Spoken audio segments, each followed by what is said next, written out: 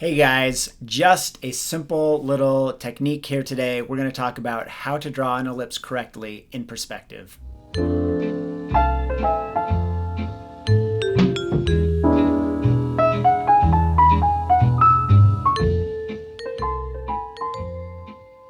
Hey everybody, today I wanted to talk about how to correctly draw an ellipse in perspective. And on the surface, this may seem pretty straightforward and intuitive, but it turns out it actually takes an approach that's a little bit more technical, but not too technical.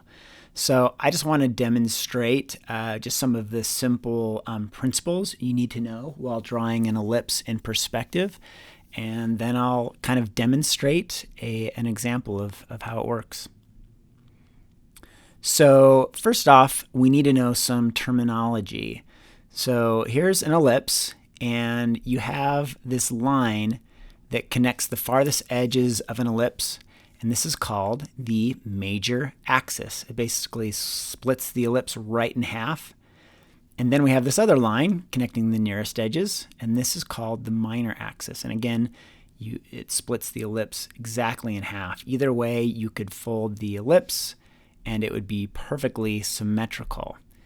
And the most important thing to know about the major and the minor axis is that they're always perpendicular. In other words, they are 90 degrees. So remember this. This is very important. All right, so let's show you really quickly how this is going to look in perspective. And we're just going to draw a line, a perspective line to the vanishing point. Now, this line here is going to end up intersecting with your minor ellipse. So remember that. I'll show you how it works in just a little bit. And so what we're going to do is we're just going to make a line perpendicular to this perspective line. And this is going to be our major axis. And you can see now when we draw an ellipse, the nice thing about using an ellipse template is they always have kind of this like target. So they always have these kind of registration lines that show you where the major and minor axis is supposed to be. All right, so just to show you again, there's my major axis, and here is my minor axis. And when I demonstrate how it's done in a real drawing, you'll see how it works. The thing here that's non-intuitive is that if you are going to go and try to draw an ellipse, your intuition is actually to make your major axis kind of point straight up and down. So this is why this is important to know.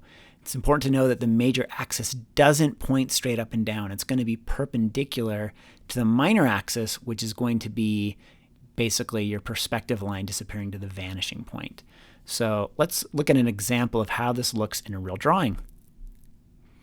All right, so you can see here we have two ellipses, each with a major and minor axis, and you can see how the minor axis is built off this perspective line receding to the vanishing point, which is off screen to the right. And again, it's important to point out that our major axes are not straight up and down. They are kind of tilted. And that's because, again, they are perpendicular or 90 degrees to the minor axis. Another way I like to think about it is that your ellipse is kind of basically this plate balancing on a broomstick. And the broomstick in this case is your perspective line that goes to the vanishing point. That kind of becomes your minor axis. So if you kind of think of that like a plate on a broomstick or like a wheel on an axle, that's the way it's going to work. And so you'll see here that as I finish this drawing, I'm going to draw on other ellipses inside of these first ellipses that I drew out. You'll notice that again, they all kind of have their major axes kind of lining up with the one I've already identified.